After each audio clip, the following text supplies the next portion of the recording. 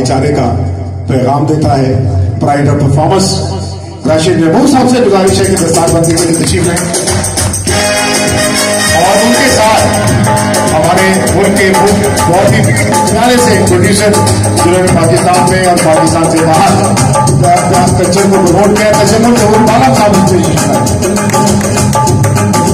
जावेद भट्टी साहब इस में तशरीफ ले। जावेद भट्टी साहब